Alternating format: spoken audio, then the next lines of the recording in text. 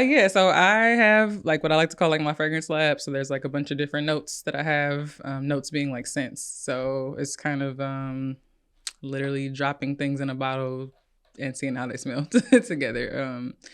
So have you ever seen you've seen those like fragrance strips that people like hand you in malls and things like that. So usually I have like a bunch of those on hand.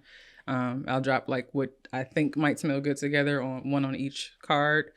Kind of whip them together, see if there's something I like, something I want more of, something I don't like, and you just kind of play around with that way. Or at least that's how I do it.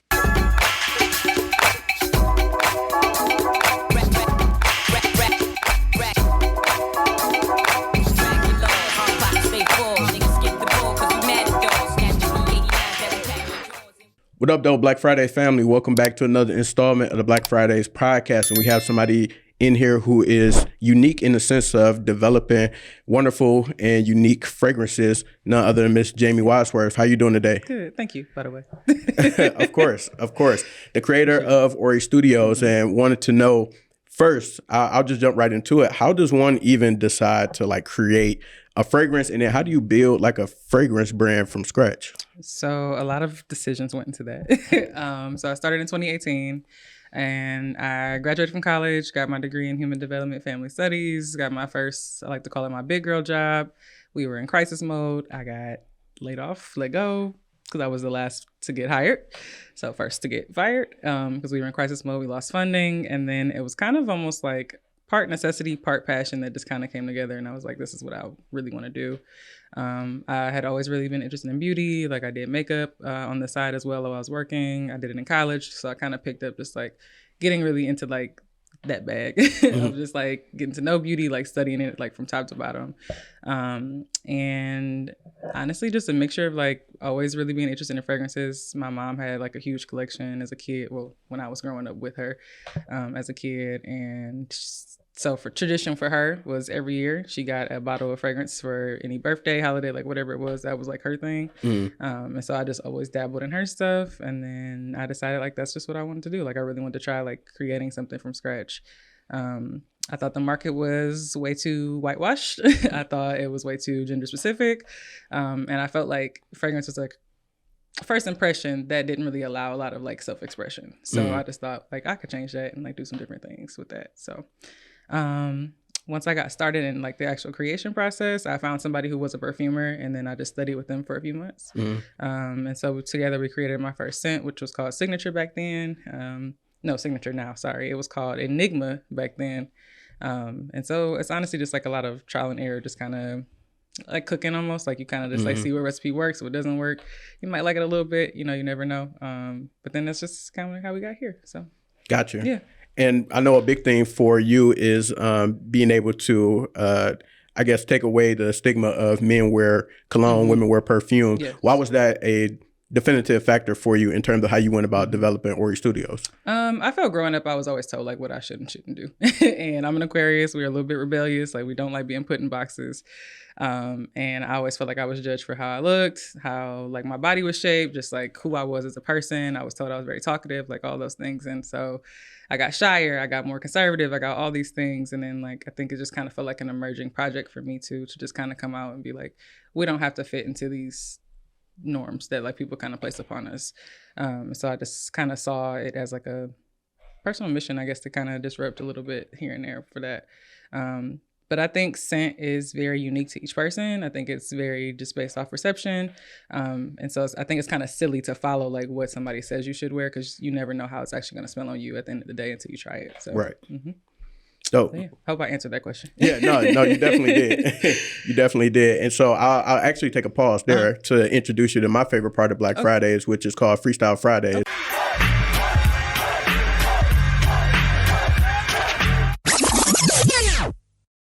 So I hope you can rap, you do poetry. What do you open mic? We gonna think about it. Okay, let me see. What can I pull out? So I'm put on this beat. and then you're gonna have to go for what you. No, I'm just messing with you. So it's a random assortment of questions. Okay. They're all about you, so you shouldn't get them wrong. Okay. And just ask that you answer each one and answer honestly. Okay, cool. All right. So I know that you said that you mentioned your mom got a ton of perfumes and stuff like that, and I saw in heard in another interview that you used to dabble in her stuff. Did you ever get in trouble for that? Some stuff, depending on what it was. Okay. So it was like the good stuff, yeah. Okay. Or if she thought it was too grown for me, yeah. Okay. Yeah. But other than that, no. Cool. Okay. What would you say is your favorite scent? And no, you cannot pick one of your Ori Studios scents. There is a niche brand called Diaz and Durga, and the scent is called Debaser. And I wear that one out when I don't wear my own. Nice. Yeah. Nice. What percent would you say you wear your own versus others? 90-10.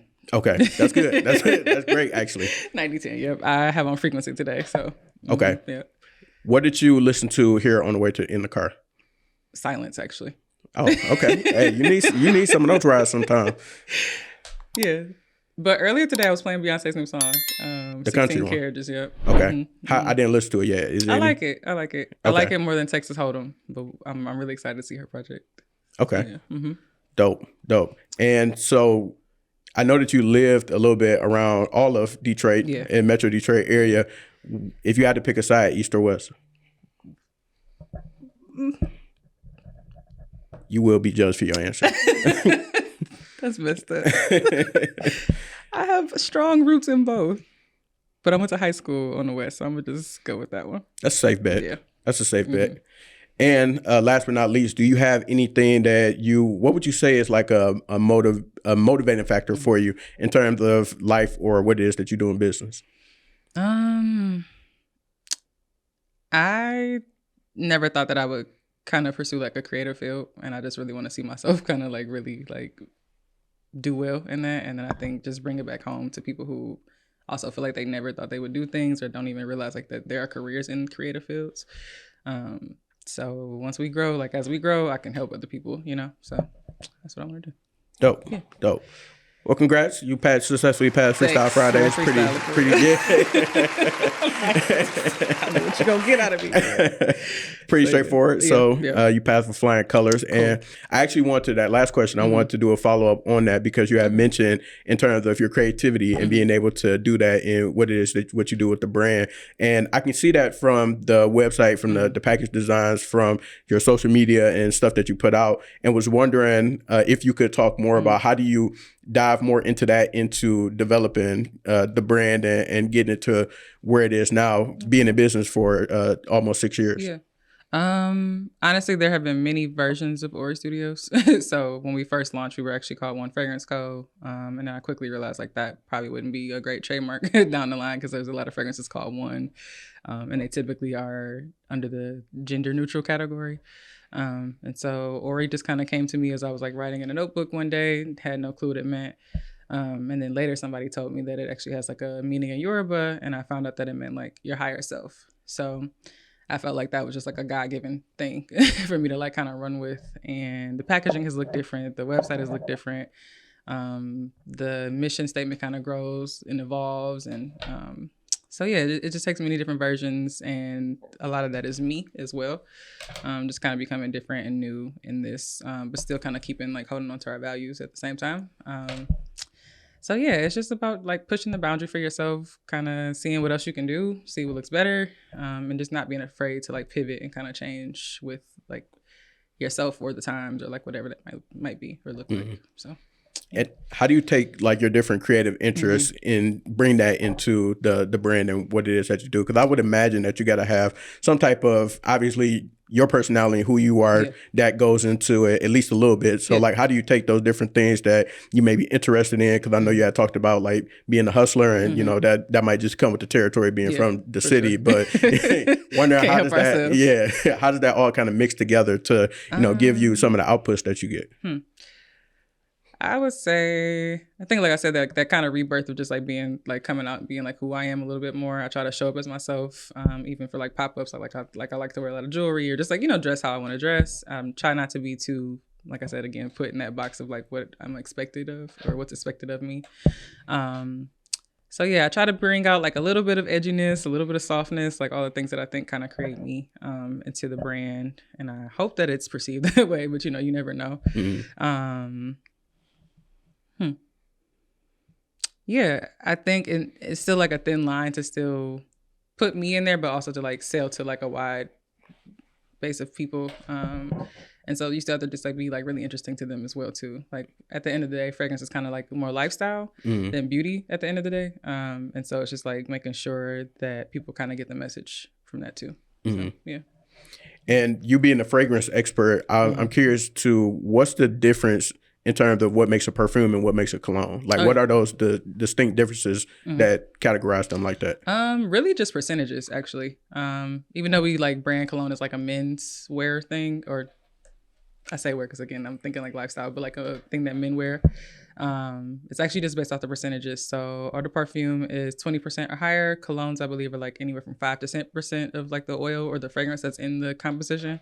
And then it just kind of goes up and up from there. So it's like toilette, parfum, like pure parfum. So it just changes with that. So no real distinction, just about like how much is in the, most fragrances are alcohol based. So how much oil is in the alcohol. Okay. Yep. And I got a crash course in like what you just mentioned. I still can't get the pronunciations okay. right, but like I feel like I still mess them up sometimes, and that's a shame. But like the different levels of like how much of the cologne or you know perfume is in there. Could you break that down for people listening? Because like I said, I figured it out like the hard way. Like if you, for example, what was that? I got a cologne like Gucci Guilty. And then like, so I just got the base. And I'm thinking like, why doesn't it last that long? Or I felt like it didn't last that long on me. But then it was different levels to it. It may have been 2 or 3 other levels, like the perfume and others that are the much stronger concentrated versions. So if you would be able to break that down for us. Okay. So some brands do what they call like extreme versions of their scent. So they might take like the base note, which is the note that tends to last the longest, and kind of add more to that. Just depends on the brand. I'm not in a lab, so I don't know exactly what they're doing, but they tend to just kind of like double or just add more of like what will kind of stick out a little bit longer. I will say that that's tricky, and some of it is marketing. Okay. So it's just like you never really know. But there is a fun little like science tip about like how a wearer perceives like how long their fragrance lasts. So let me see if I can explain this cleanly. So sometimes when you wear alcohol-based fragrance, you might think it might not last that long, right? But what's happening is, since it is alcohol-based, it's kind of like emitting into the air. So like, while you might not be able to smell it a lot, like she probably smells it a lot. Or like whoever else is like next to you. And so it's almost like a mind game with like our olfactory senses. So you ever seen those commercials where like they're like, oh, you go nose blind to like your odors in your house? Like it's kind of similar to like how it is on your body too. And that's why some people think that oil-based fragrances last longer, which like technically they do, because it's not the alcohol that's like emitting it. But what it does is just kind of create like a more personal experience. So like it's lasting on the skin, it's a little bit more personal. And so if you want other people to smell what you smell like, they might not really get that, but you do. So it just kind of depends on like what your preference is. Like if you want to smell it all day, or if you want somebody else to kind of pick up on it too. So yeah. And that kind of coincides with like how much is in the fragrances as well too. So. And to that point, because I always want my scents to last as long as they possibly could. So could you tell us where the hot spots are, in your opinion, to be able to spray those to get the most out of them? And I'm gonna just give my own tip and disclaimer: if you funky, don't put on cologne or perfume. Don't try to cover it up. You need to clean. Yeah, exactly. They don't mix well. No. So yeah, hot spots, definitely like what they call the post point. So like your wrists, inside of your elbow, people do the neck, back of the neck, kind of behind the ears. I personally really like the stomach, because I feel like it, depending on what you're wearing, like it kind of traps underneath your clothes, but it's also very warm there too. So you'll kind of get that like a little bit longer. People do behind the knees. My only tip is that you don't rub it. So like, so you should not, don't do that. Because growing up, that's something that I did, thinking like that's how you get in there. Like we see it, so we think we're supposed to. But what it actually does is break down the composition of the fragrance and the molecules. So it can make it smell different. You probably don't notice it, but it will also change like how long it wears on the body too. And then another tip is just to either layer it with like Vaseline, apply to like damp skin. What else? Or just like a complimentary scent. Like if you have a body butter that's scented or something like that too, it'll kind of help that scent last a little bit longer as well. Nice. So yeah.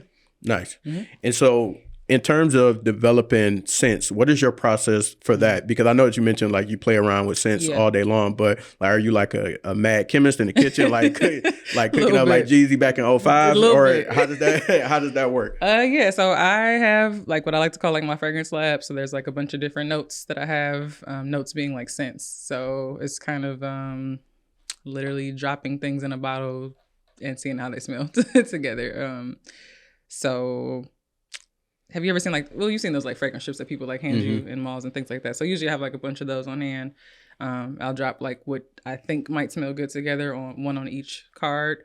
Kind of whip them together, see if there's something I like, something I want more of, something I don't like. And you just kind of play around with that way. Or at least that's how I do it.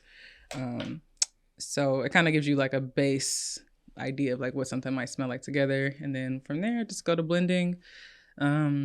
Then at that point, I kind of have to play with percentages and how much of what I want in it. But yeah, once I have something that I like, I try it out for a few days. I might give it to a friend just to see like how they feel about it. And then I send it off to a lab for them to duplicate it in like a larger batch for me. So nice. Yeah. Nice. And usually they get it right. Sometimes they might have to send it back and I might have to make like a tweak or two. But yeah, they pretty much get it pretty solid. So how do you find like a fragrance lab? Like I should know they exist, but yeah, how do you find like a fragrance lab? It took me a lot of Google searching, and lots of years of just kind of like trial and error. So like when I first started, I didn't even know like what I was doing. I kind of found my first lab by accident, because who I was working with at the time kind of dropped the ball a little bit on something, so I had to find somebody else to like get it done for the first event that we had. And so I worked with them, but then they kind of stopped offering some of their services, so then I had to go to somebody else. So but honestly, just literally Google search like fragrance labs and you'll find somebody to work with, hopefully. So okay. Yeah. And you had mentioned that you had mentioned in another interview that like when you first started releasing your scents and selling them, people would kind of like judge you and look at, who do you think you are? Why are you charging this much? Like that's crazy. Yeah. That's absurd. But I'm curious to know, like, as we're talking about the process of developing scents and working with factories and things like that, like, is it expensive to develop a scent in general? And then also, could you talk about like the value of having a good scent? Yeah, I would say or quality, I should say. Yeah, I would say it can get pretty expensive. I think once you have a good supplier and you kind of know what you're doing and you know what costs you can cut down on, then that becomes a little bit better. So that it's even like bottles, labels, boxing, like all of that kind of also factors into the cost. If you're using American companies, you're just gonna pay more. Like it's just, is what it is. The lab is definitely, this is where it gets tricky and costly, because depending on like what your fragrance composition is or like how much of something is in it, how much that ingredient costs, like that is kind of where you don't always have like a set expectation on like what you might pay for something. So yeah, and what was the second part of your question? I'm sorry. I think I forgot. Like if it might have been, I think it was, how expensive is it? And the value, like the value of actually paying for a good scent. Because as far as your products go, you have things that are, or it's a mix of vegan and then also non-toxic. Right. So like, why is that important to be able to have products like that? And are we slowly killing ourselves with these other things? I personally believe that all things are chemicals, so I have a unique standpoint on it, but I know that there are some things we just don't want to mess with at the end of the day. There have been some articles that do say that there are carcinogens in certain fragrances that contain like lactates and parabens and things like that. Sometimes the studies on that are a little inconclusive, so it just kind of depends on how you feel about it. But I wouldn't say we're killing ourselves, but I think it's always best to just err on the side of caution, no matter what you put into your body or what you should be cautious about what you're putting into your body in general. So yeah, I see both sides of it is what I'll say. I think science is important, and I think there are safe sciences, and I think lots of things are technically chemicals. So water is a chemical, you know what I mean? Yeah. So it's just like, it just kind of depends on how you view it. But yeah, no, I think it is important. I think especially as women, they said there's like birth defects and things like that can happen when you wear certain fragrances. Pregnant women don't usually wear fragrances for that reason. I'm not advising any pregnant women to wear any fragrance at all, but it's just like, we should definitely kind of see what's like a better option for us out there for sure. And so, it also can cause issues with people who like really want to enjoy fragrances but can't because it's too sensitive, or, you know, it irritates their skin. It may irritate their nose. They get headaches. Like, I'm the person that gets headaches with certain perfumes. And so when you tend to take that aspect out of it, you tend to avoid those types of issues too. So that's why they tell you don't wear like fragrances or a lot of it if you're in the office or like workspaces, because you don't know how it affects people. Like that. Yep. So and I've done that. I've been that person who's like, oh my God, like here she come again, Miss Susie with that perfume, and it's killing me. You smell her before she even come up like, 3 flights of stairs. I'm the person who can't even stand like the cleaning out too long, like a Target or something. I'm like, I gotta get out of here because I can literally smell it kind of like through the bottles almost. Like I'm highly sensitive to those types of things. And so that's why I kind of wanted to work with fragrances that didn't really disrupt, you know, my sinuses and things like that. So, and I know there's a lot of people out there like that. So. I get that at my pop-ups a lot. They're like, oh, I don't really wear perfumes because like I get headaches. And so I'm like, girl, just try it. We're not going to bother you. So and a lot of people are like, oh yeah, like I don't get that first, like immediate, like, you know, almost like nauseating headache. So yeah. So non-vegan or not non-vegan. So vegan and non-toxic, those are not just buzzwords. Those actually could, you know, have an impact on how your scents are impacting you and other people. For sure. Got you.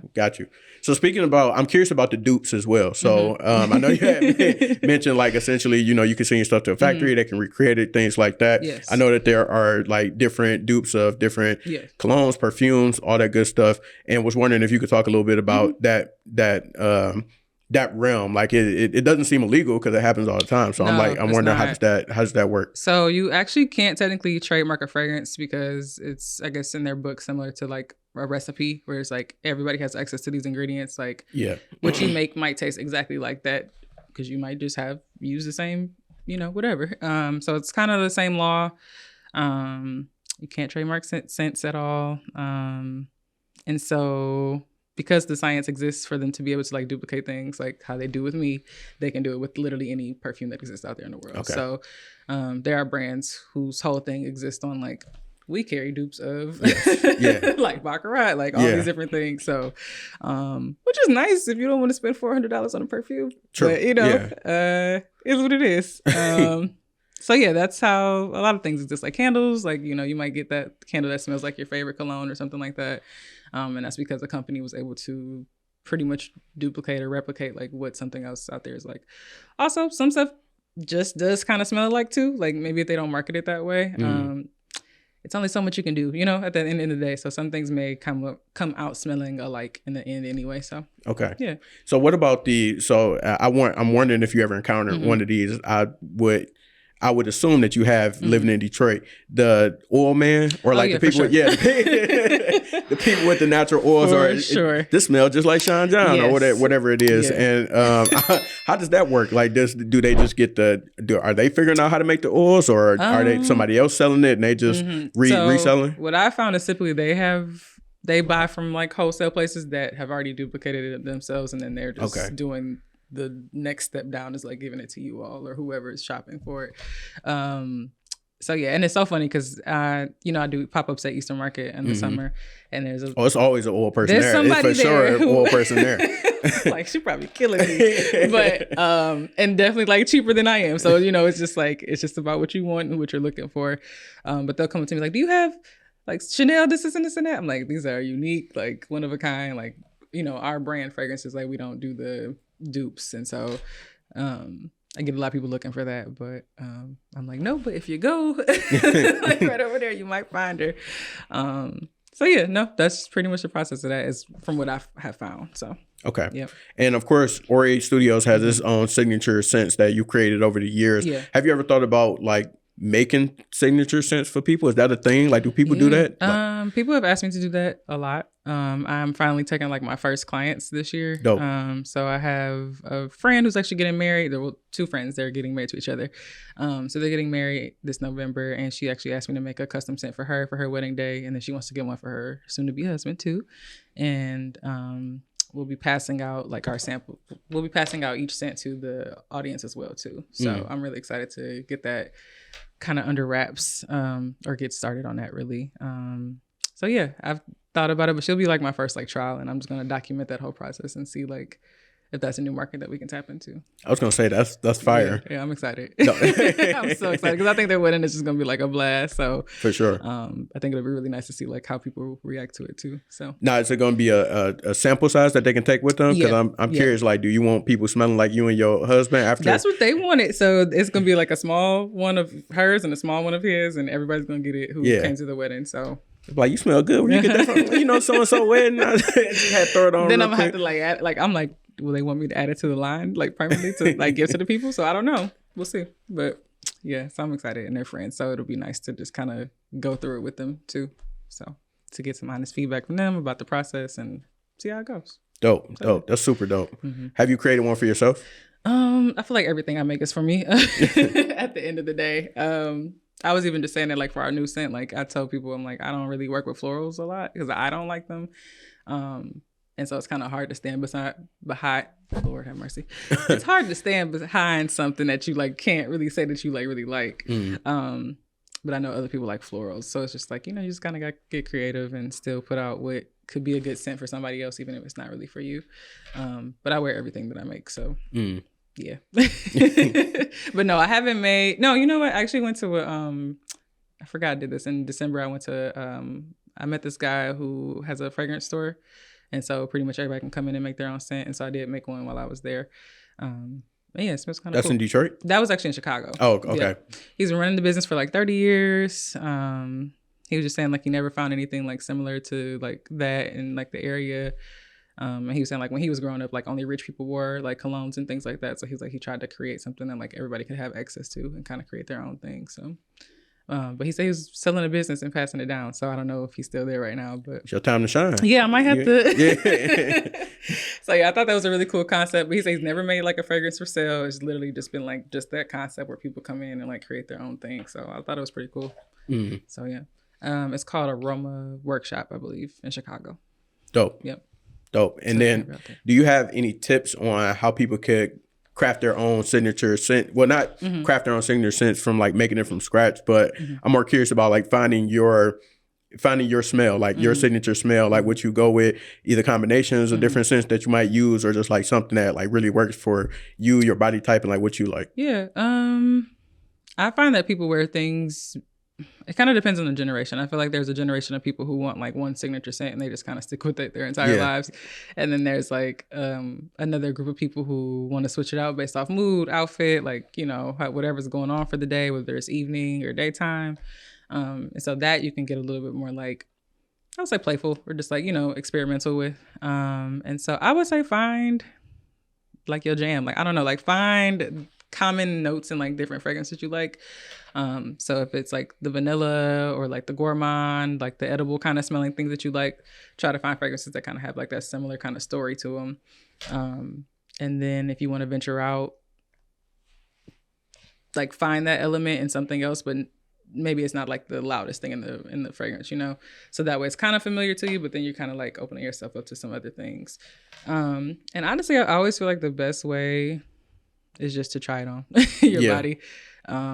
When they say like body chemistry really like reigns true for like how something might smell on you, it's 100% like a thing. So sometimes you just got to see if it smells good on you or not. Like It might smell good on her, but if you try it on, like you might hate it on you. So yeah, it's really just about like kind of being open-minded to what's out there. And I've tried that in a few stores sometimes. I'll spray it on the card and then smell it, and then it smelled like amazing. I put it on myself and like, oh, this smells horrible. Yeah, like, no. Like, I get a lot of people who say like sweet stuff ends up smelling like kind of rotten on them. So it's just like, you'd be surprised about like what people's reactions are to certain things. So yeah, and don't just smell it out the bottle and buy it. Like, spray it on something at least, like even if it's the card. But yeah, I say really just try it on yourself and just see how you feel about it. So, Is there too many scents that you can have ever? Because I might be like a 10 plus right now. No, I met a guy he said he had like 200. Oh, that's He just crazy. has like a whole room for him. And he's like, his wife kind of hates him because like that's all he spends his money on. That's a Sephora. Yeah, like no. So maybe, but, and you know what? I feel like in that sense, yes, because just like any other beauty product, like fragrances can go bad too. So or even the quality. I didn't know that. Yeah, or the quality can go down. Like I said, it's one of those things like it might not be that noticeable, but it is true. Like, is there a rule to like how long you should keep it? I would say like at least like a year and a half, maybe. You could probably keep them longer. Oh yeah, some of my stuff got to go. Yeah, some of my stuff got to go. And it's not like it's gonna harm you. It's just like the quality may not be as great. And the fortunate thing about fragrances is that most of them are made with alcohol, so like that kind of preserves it on its own. But yeah. But I have some proper storage tips for you, so that way they can last. Let longer. us know. Yeah. Let us know. So you don't ever want to leave them in the bathroom. So like no hot, steamy, like shower type areas, anything like that where it's like really humid. You don't really want to leave them in direct or indirect light. If you can, like completely dark. So like if you have a shelf or a closet or something like that. If you keep the box, I don't know if people do that, but if you keep like the box that it came in, that's probably a better way to store it. So yeah, pretty much just like no heat, no extreme cold, and no direct sunlight. Gotcha. So yeah. And what all products do you offer currently? Like, what do you have in the roster for Ori Studios? So right now we are just fragrances. We have our travel sizes, we have our full sizes, and then we have our discovery kit where you can try out all of them in like a little mini size. I took the last like 2 years to kind of really just like reestablish Ori as like we are a fragrance brand, because we did have like body oils and things like that for a while. But I thought it just became a little confusing. And then to be honest, it was just like, oh, like for me, it was like there's more ways for me to make money, but I felt like that just kind of took away from like who we were and our identity. And so eventually I would like to bring some of those products back, or just like, you know, make them better, I would say. But I really just want to take like 2 years to just be like, nope. Like this is who we are. Like these are our hero products. Like y'all are just gonna love like how they smell on you. So but I am bringing back our body shimmers this summer, and I plan on keeping those year round this time. And then like I said, the body oils, body washes will probably come like later this year. So yeah, I'm excited for like the growth this year. So for sure. Yeah. For sure. And what do you see in your crystal ball for Jamie, for Ori Studios? What's like on the horizon for you right now? Crystal ball. A space. Like a legit like storefront for us. Or at least a place where, like I said, I can take those clients who want to make those individual scents. I want to host parties where people can make their own fragrances together. So like Mother's Day or like Christmas or Valentine's Day, like date ideas, like whatever it is. I want to be able to like just host those kind of events. I would like to see us in some big box stores. So like Sephora, Ulta, like the Macy's, Saks, Nordstrom, like whoever. And also just like some more like boutique type places too. And I want to get us like across the nation. So yeah. And with that space, I'm really hoping that it just becomes like a community center at the end of the day too. Like I said, I really am heavily invested in like just being able to like to hire back from the community and really like kind of grow a team. Because right now it's still just me, and I would like for that to change soon. It's been a lot of hard work. But yeah, I'm looking forward to just like helping the next like creative just come up and try some things out for themselves. So. And would you consider Ori a e-commerce business strictly right now, or digital? Yeah, I would.